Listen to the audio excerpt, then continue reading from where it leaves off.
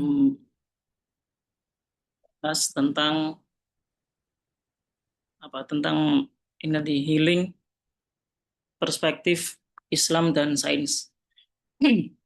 Eh, Mungkin ya akhir-akhir ini kan memang karena kebetulan kuliah saya di jurusan ilmu Al-Quran dan Tafsir, itu memang eh, tema-tema tentang psikologi ini lagi marak lah, lagi banyak diteliti.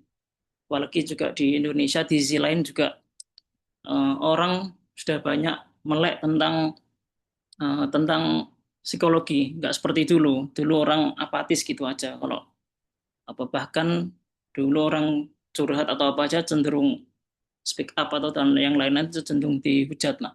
Sekarang orang lebih terbuka dan kita di efeknya banyak kajian-kajian bermunculan tentang psikologi termasuk yang akan kita bahas ini mental health Muslim healing dalam perspektif Islam dan sains.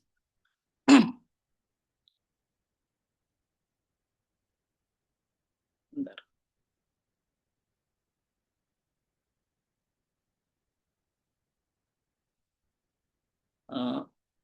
Oke, sebelum masuk ke kajian, karena tema yang akan kita bahas ini jika ditinjau dari kajian tafsir, itu kan berarti eh, tafsir maudhu'i dengan corak ilmi, dengan corak ilmu eh, yang dihubungkan dengan sains. Ini juga sebenarnya terjadi pro kontra antara para mufasir.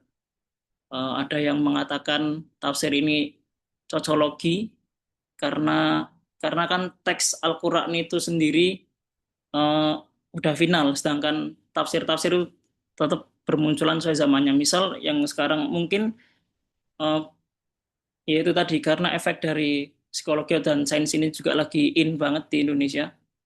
Seperti misal ada ayat-ayat yang tentang teori Big Bang. Itu kan sering dikaitkan dengan awal menyorol ladina kafaru anna samawati wal ardo kanata ratqan fafataknahuma. Itu kan ayat itu berbicara tentang awalnya bahwa langit dan bumi itu satu, kemudian fafataknahuma, kemudian kami pisah dan dikaitkan dengan teori Big Bang tadi. Sedangkan ya itu tadi teks Al-Qur'an itu kan udah final, tapi tafsirannya nggak tidak bisa dikatakan bahwa tafsiran awalamnya roladina kafaru tadi itu pasti tentang membicarakan tentang teori Big Bang tadi karena teori-teori ini tentang penciptaan langit dan bumi ini kan terus akan bahkan banyak terus akan bertambah terus dan kita tidak tahu di masa depan akan ada teori apa lagi yang mungkin eh, berlawanan dengan teori Big Bang. Seperti misal miskola darroh, tafsir darroh lah. Tafsir darroh dalam Al-Quran itu kan dulu bermakna biji, terus makin kecil lagi, terus sekarang atom, terus terbaru lagi ada lagi. Itu artinya yaitu tadi teks Al-Quran itu udah final, tapi sedangkan eh, pergolakan tafsir di dalamnya itu akan mengikuti zaman sesuai itu tadi, sesuai kecocokan zamannya. Nah, definisi mental health sendiri, mental health adalah kondisi kesejahteraan batin dan kejiwaan seseorang yang membuatnya mampu berpikir jernih, mengelola emosi, memaknai hidup, menghadapi tekanan, serta berfungsi secara sehat dalam relasi sosial dan spiritual. Menurut WHO, 14 populasi manusia hidup dengan gangguan kesehatan mental. Sedangkan di Indonesia sendiri, berdasarkan Kementerian Kesehatan pada 2023 itu mengungkap bahwa 20 penduduk Indonesia mengalami gangguan mental. Bahkan ada penelitian lanjutannya itu 9,8% pemuda pemuda di Indonesia pernah berpikir untuk mengakhiri hidup. Itu akhirnya itu kan menunjukkan bahwa ya eh, apa perlu digaungkan terus tentang kesehatan mental ini karena ini tadi karena dulu-dulu terabaikan. Itu berarti jika menilik dari definisi mental health ini seperti demikian ini kondisi kesejahteraan batin dan kejiwaan seseorang, maka yang berlawanan dengan definisi ini berarti masuk ke dalam gangguan kesehatan mental ini tadi. Kita sedangkan mental health ini menyerang pada kondisi kesejahteraan batin dan kejiwaan seseorang, bukan bukan berhubungan dengan fisik. Oleh karena mental health ini atau kajian-kajian psikologi ini pasti erat dengan ada irisan-irisan yang bertolak belakang atau bahkan sama dengan kajian di Islam sendiri, karena ini tadi, karena psikologi sendiri kan tentang kejiwaan, hubungannya erat dengan keimanan atau kondisi roh seseorang. Selanjutnya, jadi sebenarnya Al-Quran ini tadi karena 14% tadi, itu Al-Quran sudah ngasih clue ada ayat yang berisikan bahwa ini walana beluwannakum bisyai'im minal khaufi wal ju'i wa naqsim minal amwali wal anfusi wath thamarat wa basyiris sabirin. Artinya kami pasti akan mengujimu dengan sedikit ketakutan dan kelaparan, kekurangan harta, jiwa dan buah-buahan. Sampaikanlah wahai Nabi Muhammad kabar gembira kepada orang-orang yang sabar. Nah, dalam beberapa tafsir term anfus ini bermakna kejiwaan. Dalam beberapa tafsir juga ini ada, ini di tafsir Al-Alusi, di tafsir lain juga ada. Waqala al-Imam Syafi'i radhiyallahu anhu al-khaufu khaufu ta'ala, terus sampai wa minal anfusi al-amrad. Dan ujian yang akan menimpa jiwa manusia, al-amrad adalah penyakit, Jadi ini dari sinilah muncul bahwa dari ayat ini itu tadi Al-Quran sudah ngasih clue bahwa manusia akan diuji mencakup hal-hal ini, bahkan termasuk al-anfus atau jiwa, kondisi jiwa seseorang. Ada lagi misalnya dalam ayat lain yang sering disalahpahami itu kan ada innallaha la yughayyiru ma biqaumin hatta yughayyiru ma bi anfusihim. Allah tidak akan merubah suatu kaum hingga kaum tersebut merubah dengan sendirinya. Sering ayat tersebut, ini nggak saya masukin karena ya nggak itu aja, baru ingat tadi. Karena gini, ayat itu sering digunakan untuk motivasi seolah-olah ayat tersebut berbicara tentang manusia yang awalnya dari keterpurukan itu bisa berubah ke dari positif berubah ke negatif jika ia mau. Kan seringnya ayat itu innallaha la yughayyiru ma biqaumin hatta yughayyiru ma bi anfusihim itu kan sering digunakan untuk ayat-ayat motivasi atau ya apalah saat orang itu terpuruk. Padahal dalam ayat tersebut hampir di semua tafsir bisa dicek. Hampir di semua tafsir itu berbicara bahwa ayat tersebut menguatkan Allah itu justru tafsirnya sebaliknya. Gini artinya. Innallaha la yughayyiru ma biqaumin hatta yughayyiru ma bi anfusihim. Allah itu tidak akan merubah keadaan suatu kaum. Jadi kondisi kaum ini awalnya pasti positif, pasti positif. Kemudian tidak akan orang ini menjadi negatif atau terpuruk kecuali dia berubah dengan sendirinya. Jadi yang menjadikan manusia terpuruk baik secara fisik atau jiwa atau secara keimanan perilaku itu pasti karena perilaku manusia tersebut, termasuk gangguan mental ini. Itu pasti disebabkan oleh ya perilaku manusia sendiri. Jadi ayat itu innallaha la yughayyiru ila akhir itu sering disalahpahami bahwa seolah-olah ayat tersebut sedang membicarakan dari kondisi negatif ke positif, padahal ayat itu menguatkan bahwa manusia itu baik-baik saja selama ia tidak kalau orang Jawa bilang neko-neko, apa ya, secara manusia tidak kekeen pola lah, tidak banyak tingkah, cara hidupnya normal-normal aja, ngikuti aturan agama, lurus-lurus aja, itu pasti dia ya lurus-lurus aja, nggak akan ada gangguan apapun. Selanjutnya, sekarang masuk ke definisi healing. Healing artinya adalah proses pemulihan atau penyembuhan.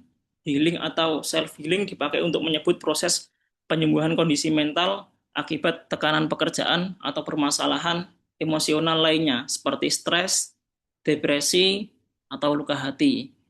Makanya kan beberapa tahun akhir kan sering dikatakan, misal lagi sumpek ini, ayo lah healing. Nah, bahkan healing ini apa ya, me- akhirnya arti healing sendiri agak tergeser. Padahal healing ini nggak melulu harus, seolah-olah kalau anak muda sekarang bilang healing itu kan jalan-jalan gitu ya, nggak harus jalan-jalan juga, nggak harus jalan-jalan juga. Karena healing ini, tujuan healing sendiri ini adalah dalam psikologi ini pemulihan fungsi psikologis, terus kemudian regulasi emosi dan stres, kemudian penataan ulang pola pikir, pemulihan relasi sosial, dan peningkatan makna hidup. Artinya, jika manusia tidak terganggu secara jiwanya, itu nggak perlu melakukan healing, nggak perlu melakukan healing. Jadi healing ini berarti kan pasti berlawanan dengan ini. Misal pemulihan fungsi psikologis, berarti sebelum healing dia pasti mengalami gangguan psikologis atau regulasi emosi dan stres misal. Kemudian penataan ulang pola pikir, berarti orang bisa dikatakan butuh healing saat kapan? Ya saat lima hal ini eh, tidak terpenuhi dalam dirinya. Makanya dibutuhkanlah healing. Itu di healing atau penyembuhan agar kembali hidupnya normal kembali. Ini definisi healing yang ada di WHO ya, yang ada di WHO ya seperti ini. Terus nanti kemudian akan kita kita potret dari segi Al-Quran, ayat teksnya, kemudian memiliki titik temu di mana titik temu antara definisi healing berdasarkan Al-Quran dan sains ini. Selanjutnya,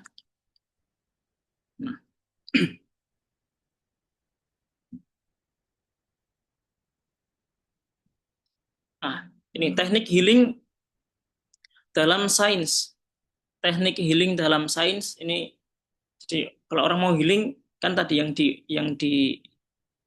diobati kan, yang dipulihkan kan ini, yang dipulihkan kan lima lima hal ini. Kemudian gimana caranya? Gimana cara teknik healing dalam sains? Ya ini ada mindfulness atau meditasi. Meditasi kalau apa? Ya banyak lah sekarang praktek-praktek ini apalagi di Jakarta juga lagi in banget, seperti yoga dan lain-lain gitulah. Kemudian behavioral activation, aktivitas fisik dan keterlibatan sosial digunakan dalam terapi depresi. Ini juga makanya lari, beberapa jurnal mengatakan bahwa itu lari termasuk proses healing dalam psikologi, termasuk termasuk teknik healing ini karena ada aktivitas fisik dan keterlibatan sosial. Kemudian nature terapi, atau paparan alam mempercepat pemulihan stres. Dan ya ini ketiga ini yang paling sering difahami oleh orang ya, bahwa paparan alam mempercepat pemulihan stres. Kemudian eh, banyak tadi mengartikan healing itu dengan jalan-jalan atau berekreasi lah. Itu padahal ini salah satu teknik dalam healing, nature therapy ini, paparan alam mempercepat pemulihan stres. Eh, dan ini nanti nomor 3 ini nanti akan kita hubungkan dengan ada ayat yang berbicara tentang ini. Kemudian social support, hubungan interpersonal sebagai faktor protektif. Social support itu juga termasuk faktor masuk dalam teknik healing dalam sains, eh, memperbaiki hubungan interpersonal. Contohnya gini, kalau di ayat Al-Qur'an itu ada saat saat saat Nabi Nabi Yakub itu mengalami mengalami keterpurukan pasca kehilangan Nabi Yusuf, belum ketemu, pasca kehilangan Nabi Yusuf itu ada eh, ayat yang bunyinya gini, ya bani yadhabu fatahassasu min Yusuf wa akhihi wa la tay'asu mir rauhillah innahu la yai'asu mir rauhillahi illal qaumul kafirun. Itu Nabi Yakub memerintah kepada anak-anaknya, anak-anak yang lain selain Nabi Yusuf, ya berarti saudara Nabi Yusuf, suruh nyuruh Nabi Yakub nyuruh anaknya untuk mencari Yusuf, padahal itu sudah bertahun-tahun pasca hilangnya Yusuf. Kan Nabi Yakub itu kehilangan Nabi Yusuf saat Nabi Yusuf masih kecil, sampai nanti akhirnya ketemu Nabi Yusuf sudah menjadi apa, udah dewasa dan sudah menjadi pejabat negara. Ya bani yadhabu fatahassasu min Yusuf wa akhihi wa la tay'asu mir rauhillah. Jadi ayat itu memerintah, Nabi Yakub memerintah Nabi Yusuf, saudara Nabi Yusuf untuk mencari mencari Yusuf, padahal sudah tadi udah bertahun-tahun hilangnya. Tapi anaknya tadi, anaknya Nabi Yakub, putra Nabi Yakub itu tetap sebagai bentuk sosial support ini.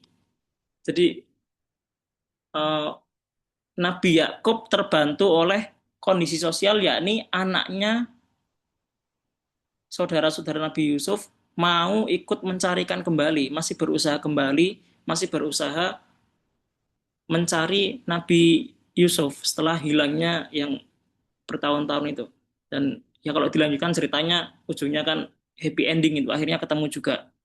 Bahwa itu salah satu faktor kenapa Nabi Yakub mengalami melakukan resiliensi atau bangkit kembali pasca kehilangan Yusuf, salah satunya faktor ini, social support ini. Nah, kemudian sekarang healing perspektif Al-Quran. Ada nggak sih ayat-ayat tentang tentang healing yang secara secara tersirat ada dalam Al-Quran. Di antaranya, wa nunazzilu minal Qur'ani ma huwa shifaa'u wa rahmatul lil mu'minin. Kami turunkan dari Al-Quran sesuatu yang menjadi penawar atau obat dan rahmat bagi orang mukmin. Ayat ini kan, ini kalau berbicara tentang apa? Wa nunazzilu minal Qur'an. Wa nunazzilu minal Qur'an ini terjadi perbedaan antara ulama. Makna min di sini nih, makna min ini bisa bermakna tab'id setengah, atau untuk kok makna minnya pertama, terus kemudian alnya ini ada yang mengatakan tadi ya, kalau min bermakna tab'id kemudian al ini bukan istighraqul jinsi, itu berarti maknanya wa nunazzilu minal qur'ani ma huwa syifaa'un wa rahmatul lil mu'minin. Dampak terhadap tafsirnya itu tidak semua ayat Al-Qur'an menjadi syifa. Tidak semua ayat Al-Qur'an menjadi syifa. Artinya ya ada ayat Al-Qur'an yang tidak bisa berfungsi sebagai syifa. Tapi ada tafsir lagi lawannya, karena ada dua ulama ini dua versi.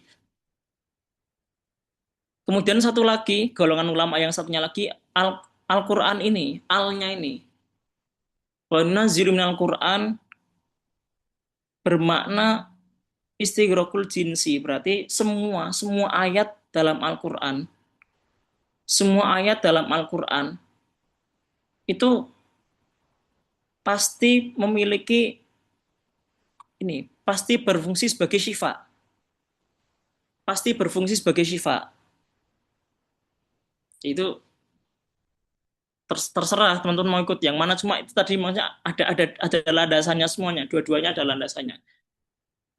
Berlandasan dari ini, dari ayat ini dengan ayat yang sama itu para mufasir berbeda pendapat bahwa nggak semua ayat Al-Qur'an sebagai syifa, hanya sebagian saja. Ada juga yang mengatakan bahwa ya tadi semua Al-Qur'an ini berfungsi sebagai syifa, memiliki apa?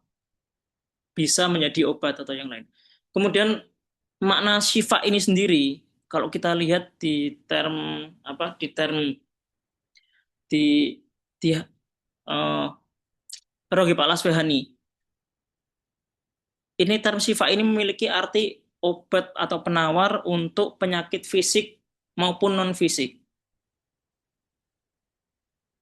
Artinya Al-Qur'an Al-Qur'an juga bisa digunakan untuk penyembuhan jiwa mau yang psikologi yang seperti ini tadi, healing, atau obat yang non fisik juga, fisik baik fisik ataupun non fisik bisa untuk keduanya. Ayat lain lagi misal wa idza maritu fahuwa yashfin, itu kan apa di perkataan Nabi Ibrahim yang di capture dalam Al-Qur'an tuh, wa idza maritu fahuwa yashfin, ketika aku sakit maka Allah lah yang menyembuhkanku, menyembuhkanku. Tapi beberapa mufassir juga mengkritik orang yang menafsirkan tersebut bahwa Allah langsung yang menyembuhkan. Menurut mufassir itu perlu obat juga.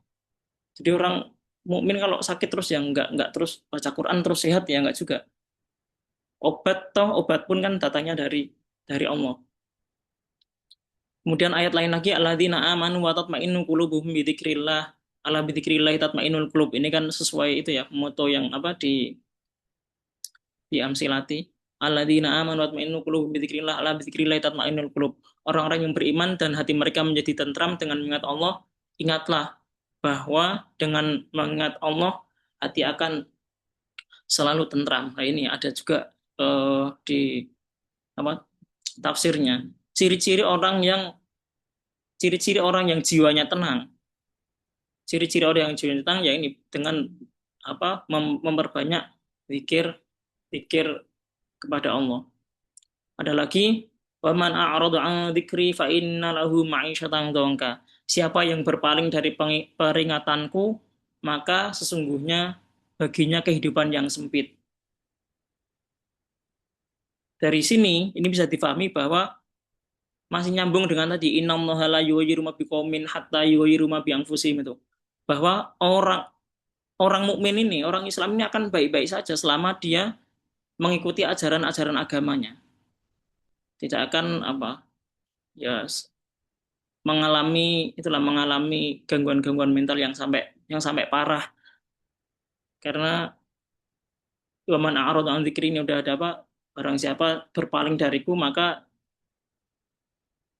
baginya kehidupan yang sempit. Kehidupan yang sempit ini salah satunya ditafsirkan dengan gangguan mental lah kalau sekarang istilahnya.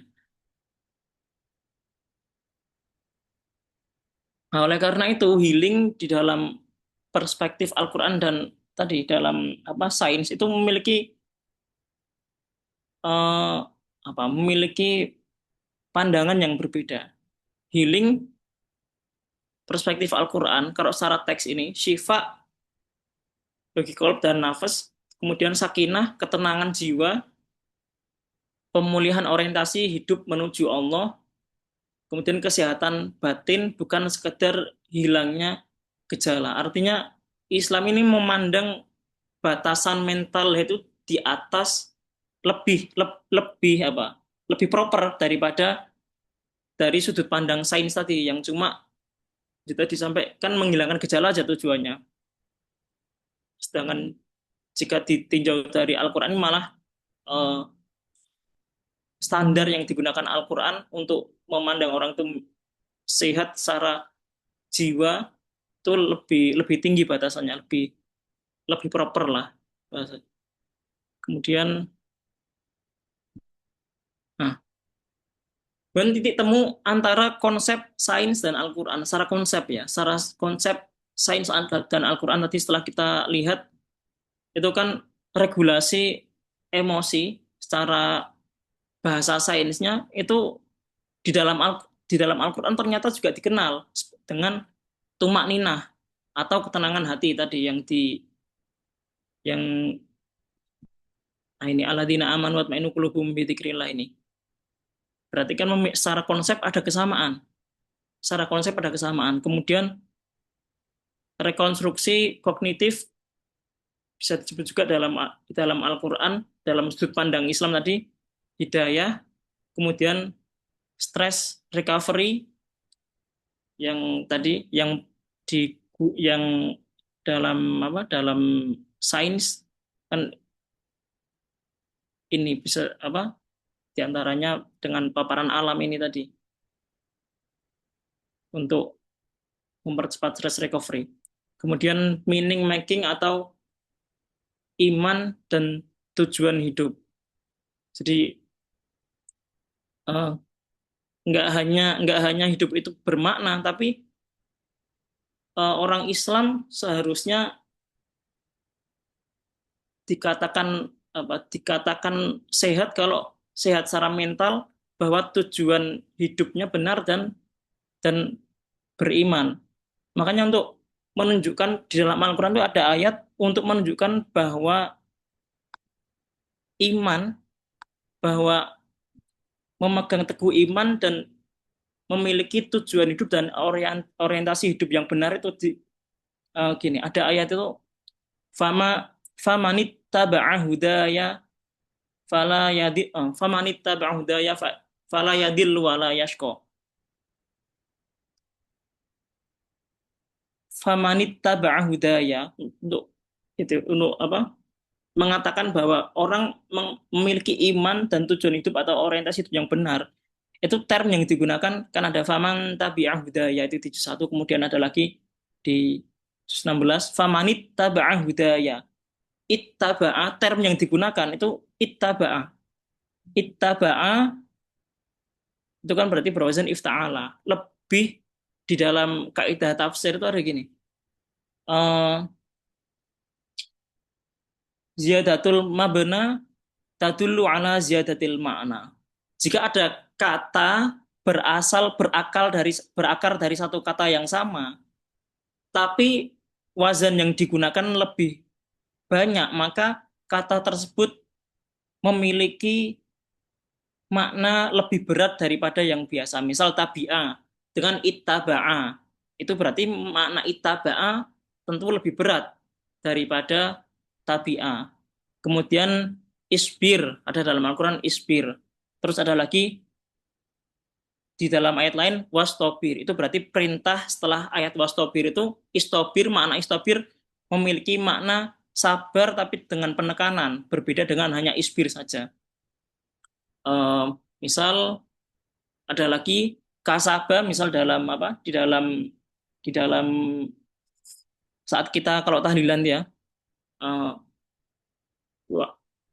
laha ma kasabat wa 'alaiha maktasabat. Kasaba itu kan maknanya kan melakukan ya, melakukan. Terus iktasaba itu juga melakukan maknanya. Iktasaba juga maknanya melakukan. Tapi wazan yang digunakan itu beda. Laha ma kasabat wa 'alaiha maktasabat. Laha ma kasabat itu bermakna perbuatan baik. Kan kalau di mana pesantren laha kedua nafsu, ma utai perkara perbuatan kasabat kang nglakoni sapa wong ing ma ya. Terus wa 'alaiha maktasabat, lan ala melarat ing atase perkara, atau ma ini kan bermakna yang kedua, iktasabat ini bermakna perbuatan buruk. Iktasabat kang lakoni sapa wong. Itu makna iktasaba berarti dalam ayat tersebut memiliki makna walaupun sama-sama mengerjakan tapi lebih berat. Itulah dalam tafsir, kalau misal dalam tafsir Asy'arawi mengatakan orang kalau berbuat baik Itu kan ya sudah, setelah berbuat baik selesai aja. Tapi orang untuk berbuat buruk itu membutuhkan mental yang kuat. Misal mau nyuri, orang kalau nggak nyuri kan ya ya biasa aja gini, kasabah, nggak perlu ngapa-ngapain, ninggal nyuri gitu aja udah, itu udah enteng. Tapi kalau orang ingin melakukan keburukan, iktasabah, itu orang perlu mental untuk berani melakukan itu. Atau berbohong, orang berbohong, orang jujur ya berkata jujur terus kan nggak ada konsekuensi apa-apa. Tapi kalau orang berbohong itu ada konsekuensi. Misal hari ini saya bohong, saya punya duit 200.000. Besok-besoknya itu saya masih punya tanggungan bahwa saya harus ingat apa yang kemarin saya katakan, biar bohong saya nggak terbongkar. Nah, begitu juga ittaba'a tadi, kembali lagi ya, ittaba'a kan itu famanittaba'a hudaya fala yadillu wala yashqa. Memegang iman atau tujuan hidup, orientasi hidup ini agar agar agar beragama dengan benar itu sangat berat. Makanya term yang digunakan ittaba'a tadi. Beda dengan ya tabi'ah tadi yang seperti sebelum-sebelumnya. Nah, inilah eh, jadi dari materi ini saya ingin memaparkan bahwa gini, ingin mengatakan bahwa Al-Qur'an ini bukan satu-satunya tadi ya, yang ini misal ini bukan satu-satunya jalan untuk menuju menuju sana. Ada juga ya tadi, bisa juga ini juga harus dipertimbangkan teknik healing dalam sains ini, karena sebenarnya ini perintah-perintah ini, teknik-teknik healing dalam dalam sains ini tidak berlawanan dengan Al-Qur'an. Cuma yang tercapture dalam ayat-ayat Al-Qur'an ini tadi lebih berbicara tentang keimanan, ada hubungannya dengan keimanan. Uh,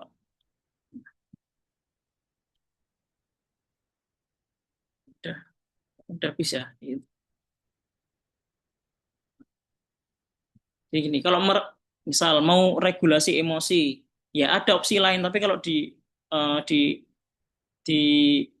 Al-Quran misal ditawarkan dengan gimana meregulasi emosi, ya bisa dengan tadi itu makninah yang didapatkan, bisa didapatkan dengan zikir tadi, misal zikir tadi. Terus kemudian stress recovery, jadi bisa bisa dilakukan dengan ini sakinah, melakukan hal-hal yang menenangkan hati. Tapi kalau mau pakai yang tadi, mau pakai tidak menutup kemungkinan bahwa yang menggunakan tadi nature terapi misal, ini juga bisa menuju menuju ke sana.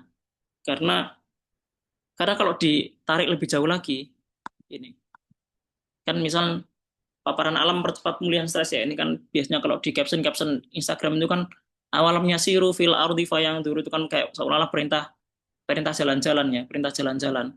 Itu kan ya oke lah perintah jalan-jalan, tapi bukan bukan amr lil wujub. Maksudnya ada anjuran untuk jalan-jalan.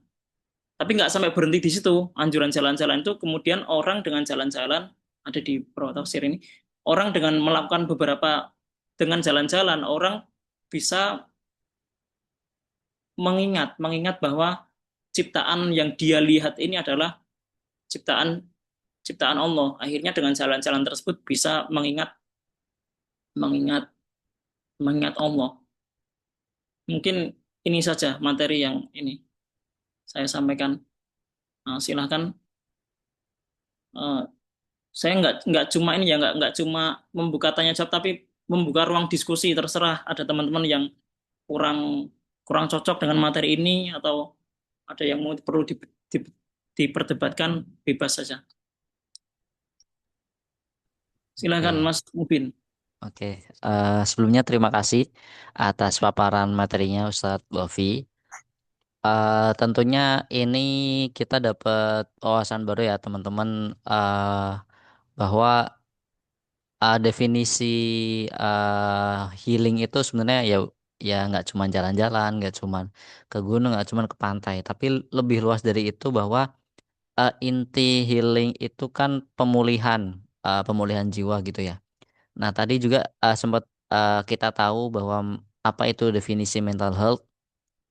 yaitu ya intinya tentang kejiwaan yang mana jika ini terganggu berarti kejiwaan kita itu dalam masalah.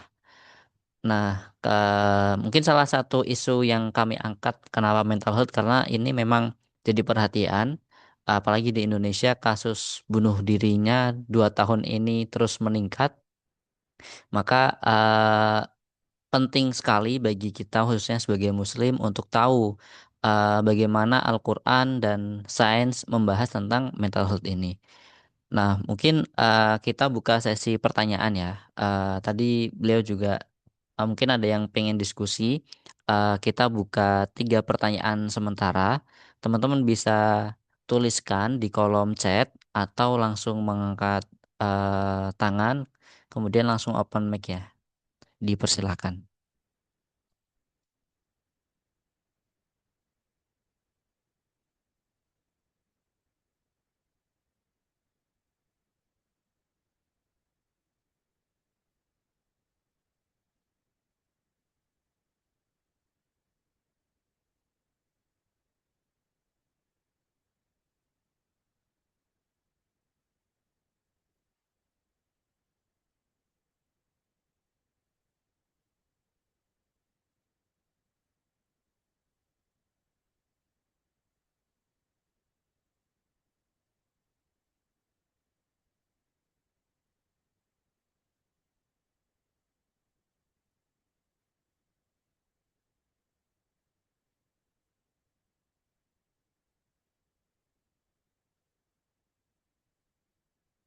Nah, silakan teman-teman atau di jujur aja di dunia psikologi ini saya nggak ini ya nggak mendalami cuma baca-baca karena ya kebetulan tesis saya tentang psikologi mungkin ada teman-teman yang lebih ahli expert atau suka baca-baca bisa berbagi ilmu di ruang ini. Assalamualaikum, izin masuk. Iya, silakan Kak. Ayat, perkenalkan saya Salma. Eh, ada pertanyaan dan ada curhatan. Kebetulan saya saat ini sedang merantau untuk bekerja. Alhamdulillah sudah 1 bulan lebih dan memang masih single. Ada kekhawatiran dari orang tua terkait status saya yang masih single tapi jarak jauh gitu ya sama orang tua. Dan hobi saya ini kebetulan memang suka jalan-jalan. Terkadang niat saya jalan-jalan itu untuk menjumpai hal baru ya sama healing. Healing eh, eh, hanya saja orang tua di sana tuh pasti khawatir karena saya perempuan gitu ya. Itu sebenarnya ada kesalahan ya atau ada sesuatu yang harus saya sadari kalau itu kurang tepat atau ada hal lain yang seharusnya lebih bisa saya lakukan atau bagaimana karena itu terkait hobi, terkait mental apa ya, mental health juga ya karena di perantauan juga saya butuh butuh refreshing mungkin eh, dan memang suka dengan hal-hal baru atau menjumpai seseorang yang baru bertukar pikiran seperti itu. Hanya saja ya itu masalahnya kedua orang tua yang kadang khawatir, eh, gelisah seperti itu. Ada solusinya nggak ya saat sekiranya seperti itu. Terima kasih. Oke, Assalamualaikum. Waalaikumsalam. Terima kasih Kak Halimatus Salma atas pertanyaannya. Ini mau dijawab langsung apa nanti sekaligus tiga? Mungkin saya jawab langsung dulu aja ya. Oke, perlu diulang? Oke, mungkin kurang lebih tadi Kak Halimatus Salma curhat sekaligus bertanya. Saya hobi healing, sering jalan-jalan, dan itu bagi saya juga termasuk menyembuhkan apa ya semacam kelelahan atau mungkin kecapean dalam diri saya. Tapi di sisi lain orang tua saya cukup khawatir dan resah anaknya kenapa-napa. Nah, itu mungkin sikap yang diambil oleh Kak Halimatus Salma itu baiknya bagaimana? Eh, Begini ya karena Itu kan sangat personal, makanya kan ini permasalahannya sangat personal ya. Tapi gini dulu, saya ingin eh, dari kasus itu kan gini, orang itu memang di fikih-fikih kita yang klasik itu, fikih-fikih lama itu memang banyak banyak mengatakan bahwa kalau perempuan bepergian itu kan harus dampingi mahram kan, atau yang itulah yang atau ya tadi laki-laki yang mahram. Eh, tapi itu tadi eh, hukum tadi itu berdasarkan ilat bahwa karena saat itu tidak tidak aman dari fitnah, tidak aman dari fitnah. Bentar dulu, fitnah ini maknanya kalau kita kan sudah terlanjur orang Indonesia ini mana fitnah itu dituduh gitu ya. Fitnah itu kan sudah terlanjur maknanya dituduh.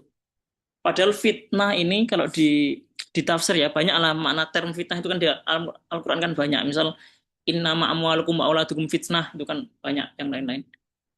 Eh, terus la yaftinannakumul ladzina kafaru itu. Itu makna fitnah itu kan sebenarnya ujian ya cobaan atau dan apapun lah. Nah, hukum itu tadi hukum hukum hukum fikih klasik kita memang nggak memperbolehkan perempuan itu bepergian sendirian karena di zaman itu ya maklum zaman itu orang Arab aja baru beberapa tahun kemarin kan perempuan boleh nyetir aja kan beberapa tahun aja di itu. Tapi kalau di Indonesia menimbang ilat yang tadi yang aman dari fitnah tadi, sepertinya di Indonesia ini udah udah aman, nggak khauful fitnah lagi, tapi udah di kategori aman karena ya sekarang sosial media di mana-mana. Misalkan banyak juga korban-korban pelecehan, maaf ya, korban-korban pelecehan kan banyak yang speak up juga, akhirnya banyak yang ketangkap juga kan pelakunya kan. Atau seperti misal kereta api atau naik kereta api atau apa bis itu kan juga udah banyak yang pakai CCTV, bahkan bisa dilacak jam dan itunya. Jadi hukum hukum bepergian itu saya rasa di Indonesia ini udah bukan di kategori haram tadi karena menimbang dari ilatnya yang sudah berbeda kondisinya gitu, yang sudah berbeda kondisinya antara dulu dan sekarang. Ya, adapun kepada orang tua ya, adapun kepada orang tua itu kan ada gini, ada yang di ranah hukum ya, ada yang di ranah hukum hal-hal yang kita lakukan ini ada yang di ranah hukum, ada yang di ranah meta hukum itu di atasnya lagi. Jadi nggak terikat dengan hukum. Misal kita sholat, kalau dalam bahasa itu ya, kalau dalam bahasa kita Islam, misal tasawuf, kita sholat pakai kaos sah, sah secara fikih. Karena fikih kan syariah yang mengatur kehidupan kita sehari-hari. Tapi menurut meta hukum tasawuf, kalau sholat kaosan doang, kan ya nggak etis lah bahasanya nggak etis. Dan itu tadi masalahnya di keluarga setiap manusia itu kan punya aturan masing-masing ya. Saya rasa kalau masih dinego ya dinego lah selagi pergiannya masih yang ya masih yang seputar jalan-jalan tadi kan nggak sampai melanggar syariat masih masih bisa lah untuk dinego tadi tapi hukumnya ya nggak ada hukumnya udah karena hukum haram awal itu udah terlepas dari ilatnya udah berubah zamannya itu saja mungkin jadi jawaban pastinya saya nggak bisa ngasih tahu tapi kira-kira seperti itu konstruksi terhadap terhadap kasus tersebut. Oke. Terima kasih atas jawabannya, Ustadz. Mungkin kembali lagi kepada pribadinya, tentunya ya melalui komunikasi dengan orang tua. Tapi ya tadi bisa kita lihat sejarahnya ya, sejarah kilas ilat berpergian wanita itu dilarang itu kenapa? Oke, kita beranjak ke pertanyaan kedua dari Kak Rara. Assalamualaikum Ustadz, izin bertanya, kalau dalam pandangan Islam itu, apakah healing lebih tentang merasa tenang dan lebih baik secara emosional, atau untuk memperbaiki diri dan mendekat kepada Allah, gitu?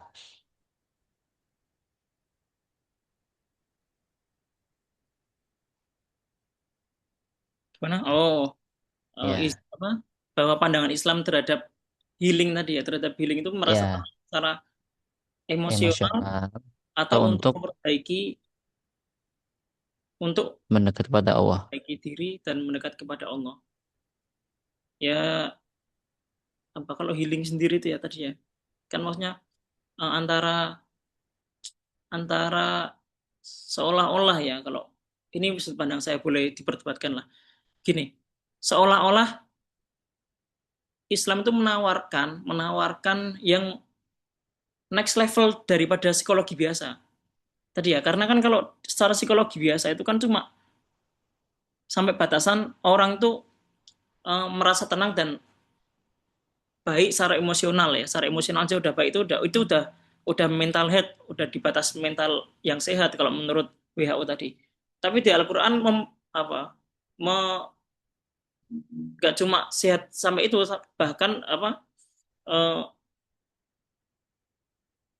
yang tercapture dalam Al-Qur'an itu orang bisa mental sehat kalau dia dekat dengan dekat dengan Allah, dekat dengan Tuhannya. Artinya ya nggak cuma secara emosional, tapi secara roh kita tersambung kepada kepada Sang Pencipta tadi.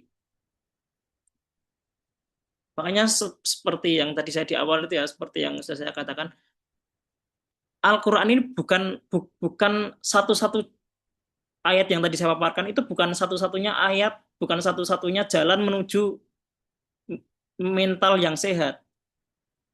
Tapi Al-Quran menawarkan solusi barang itu tadi, salah satu jalan lah, menjadi salah satu jalan menuju mental yang sehat dengan ya tadi diantaranya bisa mendekati diri dengan Allah, atau tumak ninah tadi ya, misal itu kan bisa didapatkan secara dikir ya, juga ada juga kan, bisa juga.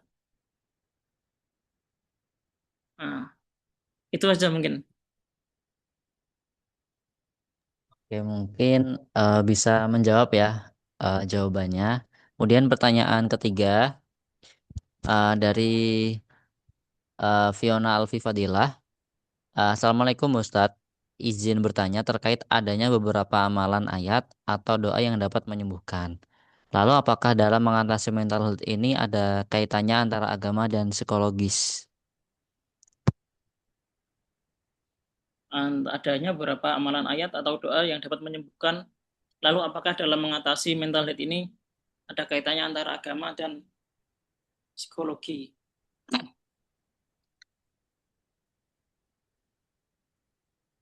Uh, kalau misal ada ayat atau doa amalan gitu ya, itu uh, saya secara pribadi kurang setuju pada tafsir yang tadi yang menunjukkan bahwa semua ayat Al-Qur'an bisa menjadi syifa. Jadi nggak semua orang yang stres terus atau misal dibacakan Al-Qur'an terus sembuh, ya nggak juga. Karena itu nggak semuanya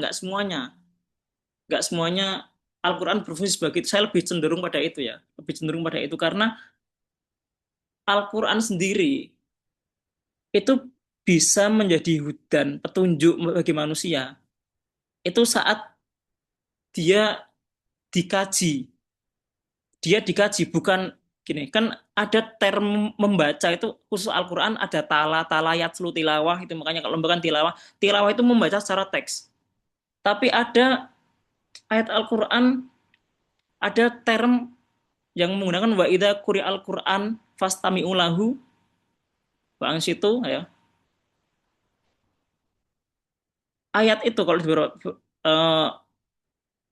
di banyaklah di tafsir-tafsir itu, ayat itu menjelaskan bahwa orang itu wa idza fastami'u lahu, jangan cuma ketika ayat Al-Qur'an dibaca saja, tapi ketika ada kajian Al-Qur'an itu juga orang hendaknya mendengarkan, karena qira'a itu bukan membaca ya. Qira'a itu bukan membaca Al-Qur'an. Kalau membaca, term yang untuk membaca Al-Qur'an itu maknanya bahasa Arab yang digunakan itu tala. Tala, tapi saat qira'a itu bukan lagi membaca tapi mengkaji. Mengkaji ya, misal ngaji tafsir itu berarti qira'a, itu berarti sehendaknya orang juga ansitu juga terhadap kajian itu. Nah, Ya tadi saya kalau yang ini ya, kalau amalan tahu dapat yang menyembuhkan itu ya kalau dibaca doang ya kayaknya nggak semua ayat, maksudnya nggak semua ayat. Lalu apakah dalam mengatasi mental health ini ada kaitannya antara agama dan psikologi? Ya tadi Al-Quran menawarkan bahwa misal tadi secara psikologi itu kan orang bisa healing melalui eh, tadi ya mana tadi anunya contohnya. Oh, nggak perlu saya ini nggak perlu saya ini ya. Misal orang orang bisa sehat, orang bisa kembali sehat dengan meditasi misal.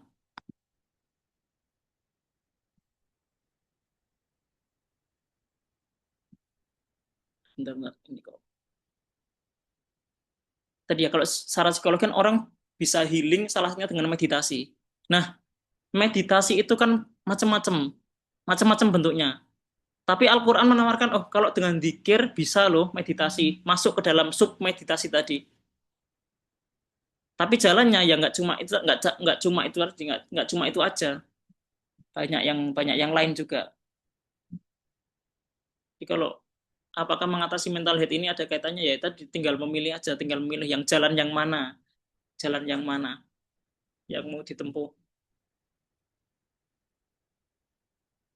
Nah, silakan. Kalau ada Oke, yang terima kasih atas jawabannya. Semoga bisa menjawab ya pertanyaannya.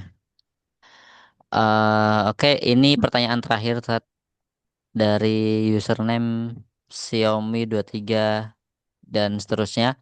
Ustadz mau tanya dong, sebenarnya pananang yang disebut dalam Al-Quran itu bersifat sementara atau berkepanjangan? Berhubung menimbang kondisi di zaman sekarang yang mana ayat-ayat Quran itu malah dijadikan alat untuk mempolitisasi keadaan konstruksi sosial. Di samping ekonomi, pendidikan, kesehatan, dan segala fasilitas kita yang malah semakin dibatasi oleh negara. Itu gimana Ustaz? nah kalau ini ya kalau apa yang tentang penenang nih ya yang disebut dalam Al-Quran bersifat sementara atau berkepanjangan itu kalau tadi membaca lebih apa ada di tafsirnya yang walanabluwannakum bisyai'in Oke, itu minal nah khawfi wal minal ju'. khawfi wal ju'i. Itu dari situ tuh menunjukkan bahwa manusia itu kan bisyai'im minal khawfi wal ju'i wal anfusi was samarot itu ya itu manusia akan menghadapi apa ujian yang bertubi-tubi. Artinya nggak cukup cuma sekali, artinya itu bersifat sementara. Artinya hanya bersifat sementara aja untuk apa penenangnya itu yang nggak. Tapi orang makin sering baca Al-Quran itu kan pasti eh, beda ya, mungkin level level ketenangannya beda beda dengan orang yang jarang jarang membaca. Ini kalau yang ditanyakan antara sementara atau berkepanjangan ya tadi sementara, dia bersifat sementara aja. Terus kalau berhubung menimbang kondisi di zaman ayat-ayat Al-Quran menjadi alat untuk melihat keadaan konsensual, ya kalau ini nggak cuma sekarang ya, dari dulu juga udah ada. Dari dulu juga. Makanya kan kalau untuk ayat digunakan untuk politisasi itu kan ada bahkan bahkan bahkan konflik perang Siffin itu kan pakai ayat wa man lam yahkum bima anzalallahu itu bahkan Malam sejak yakun bima anzalna. Nabi masih ada sahabat masih golongan awal itu sudah terjadi politisasi itu. Jadi itu emang nggak bisa terhindarkan, nggak bisa dihindarkan kondisi-kondisi seperti itu. Makanya kan di apa saat Al-Maidah itu Al-Maidah rame ayat 5 ayat Al-Maidah 51 ya. Yang apa? Jangan jadikan pemimpin, jangan jangan apa? Jangan engkau jadikan pemimpin dari orang yang punya rame-rame yang kasus Ahok itu. La tatakhidul yahuda wan nasara auliya itu. Makna aulia itu kan di dalam ayat itu saat itu Al-Quran saat itu emang aulia itu maknanya pemimpin memang artinya dalam saat kondisi itu. Tapi sepertinya sekarang udah diganti tuh, diganti udah bukan pemimpin lagi tapi teman setia. teman setia. Karena pada saat itu, pada saat kondisi di sebab nuzulnya itu memang bukan sebagai pemimpin, sebab nuzulnya itu bukan bermakna itu. Padahal kan aulia, makna wali itu kan banyak di Al-Quran, nggak cuma itu aja, nggak cuma aulia aja kan, makna nggak cuma pemimpin aja, makna aulia emang banyak di Al-Quran. Tapi setelah menimbulkan konflik itu aulia itu diganti tuh, setahu saya tuh dulu, soalnya kan ada beberapa dosen saya yang emang kerja apa bagian tasih lajnah itu emang itu sepertinya pernah menspil akan diganti, makna pemimpin itu bukan lagi pemimpin, tapi kan misal wali itu kan maknanya teman dekat, misal Allah waliyul ladina amanu yukhrijuhum minadh-dhulumati ilan nur, itu kan banyak lah kata-kata term wali itu nggak cuma makna satu itu aja. Tapi kalau kondisi yang mempolitisasi ayat itu ya emang sudah dari dulu, emang sudah dari dulu, bahkan sahabat pun tuh itu terjadi. Tuh mungkin silakan teman-teman, barangkali ada kritik dan saran, Oke, saya juga terbuka, oke, nggak menutup kemungkinan saya salah. oke.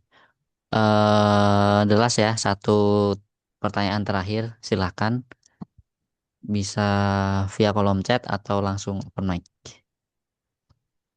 Assalamualaikum Ustadz. Waalaikumsalam. Afwan, saya Najah, mahasiswi UIN Jakarta, Fakultas Dirosah Islamiyah semester 7. Kebetulan saya sedang mulai menggarap skripsi, dan skripsi saya berbicara tentang ketokohan Abah Yai Taufikul Hakim.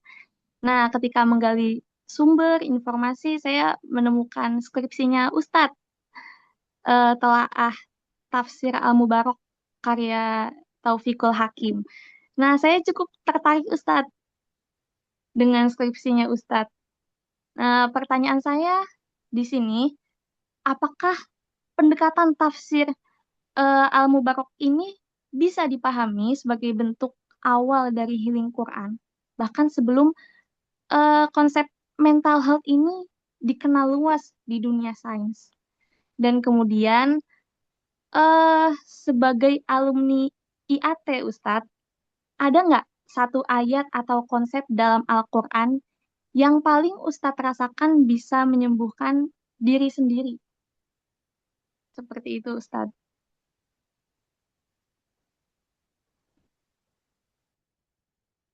Oh, gini ya, yang apa? Yang tadi pertama menanggapi karena ya skripsi skripsi saya itu dulu tentang itu, tentang apa? Tentang abaya itu, tentang tafsir Al-Mubarak itu. Eh, Secara keseluruhan ya tafsir Al-Mubarak itu nggak ini sih, nggak, karena kan dia targetnya belum terpenuhi ya. Targetnya belum terpenuhi, jadi beberapa beberapa ayat yang ditafsirkan itu belum sampai di ayat-ayat itu yang berbicara tentang mental-mental itu. Kan itu cuma membahas misal kasus-kasus misal Homer itu kan dampak-dampaknya terhadap masyarakat gimana, terus apa kerusakan-kerusakan atau kerugian negara disebabkan Homer dan kan itu di tafsir Al-Mubarak gitu ya. Menurut saya kalau Al-Mubarak berbicara tentang menuju arah ke sana, menuju arah membicarakan tentang mental health, karena kayaknya belum karena ya mungkin diantaranya belum sampai pada ayat-ayat yang harusnya ditafsirkan dengan tersebut, maksudnya belum sampai pada bagiannya aja. Terus apa tadi, kok saya lupa. Nah itu kayaknya di apa, Eh, silakan Mbak. yang kedua, ada nggak ayat atau konsep dalam Al-Quran yang paling Ustadz rasakan itu bisa menyembuhkan diri sendiri? Yang saya rasakan ya kayaknya kalau menyembuhkan diri sendiri, eh, di bagian itu sepertinya di bagian kalau di apa, secara bahasa psikologi itu yang ini, eh, menyadari bahwa apa bahasa psikologinya ya? Menyadari bahwa semuanya itu dari Allah. Itu di ayat yang ini Nabi Nabi Yakub itu Nabi Yakub itu saat kehilangan Nabi Yusuf itu kalau disorot dari segi psikologi. Itu polanya Nabi Yakub sehat, normal, kehilangan Nabi Yusuf, sampai sampai di titik terendah keterpurukan beliau, sampai ibyaddad ainahu, sampai wabyaddad ainahu minal huzni wa huwa kadhim. Itu sampai Nabi Yakub saking sedihnya itu, sampai ibyaddad ainahu, sampai matanya, ternyata saya gali secara kedokteran, itu manusia kalau sering nangis berlarut-larut emang matanya bukan buta ya, bukan buta. Orang kadang menyalahartikan jadi buta, bukan buta, tapi matanya jadi putih semua. Putih semua, tapi cuma sementara, bukan bukan terus buta. Tapi setelah itu nanti balik lagi. Jadi ayat, ya ini kan pasti apa, tergantung tergantung tergantung individu yang baca ya. Itu di surat Yusuf itu banyak yang, misal Nabi Yakub qala innama ashku basi wa huzni ila Allah. Jadi apa, anak-anaknya ada yang awalnya kan anaknya juga masih anak saudara Nabi Yusuf yang lain itu kan mengejek Nabi Yakub, taftau, qalu taftau tadkuru Yusuf hatta takuna haradan aw takuna minal halikin. Gimana Pak, sampean ini Yusuf udah hilang lama tapi kok taftau tadkuru Yusuf hatta takuna haradan, sampai kondisi badan Nabi Yakub itu sampai memburuk, aw takuna minal halikin. Kalau Bapak ingat terus, kalau ingat Yusuf terus nggak move on, itu bisa-bisa aw takuna minal halikin, bahkan meninggal. Itulah yang itu. Terus kemudian qala innama ashku basi wa huzni ila Allah wa a'lamu minallahi ma la ta'lamun itu. Kemudian Nabi Nabi Yakub kalau secara bahasa psikologi yaitu melakukan resiliensi, melakukan kebangkitan dari keterpurukannya tadi. Itu mungkin ya. Kalau satu ayat yang spesifik sih kayaknya nggak ada, cuma dari kisah-kisah yaitu yang mungkin masuk dan bisa dipraktekkan di Gen Z ini kayaknya itu, di bagian kisah Nabi ya, Nabi surat Yusuf itu ya. Oleh karena itu kemudian ya tesis saya membahas tentang itu, makanya tahu tentang cerita-cerita dan hubungan dengan psikologi di surat tersebut. Silakan teman-teman. Oke. Uh, Terima kasih atas jawabannya dan terima kasih atas semua pertanyaan yang sudah teman-teman berikan. Nggak terasa waktu sudah menunjukkan pukul 9 dan kita akhiri sesi 2 Muslim Millennial Talks pada malam ini. Sebelum itu, uh, saya selaku moderator mohon maaf atas segala kekurangan dan kehilafan. Sebelum itu, sebelum kita tutup, kita foto bersama dulu ya. Teman-teman yang berkenan untuk on cam bisa untuk on cam. Ya, sebelumnya saya juga sebagai narasumber mohon maaf apabila itu tadi yang saya sajikan kurang atau ada yang perlu dikritiki, juga saya terbuka.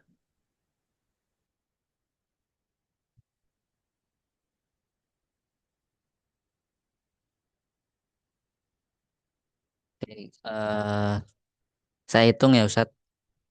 1, 2, 3. Oke, satu lagi.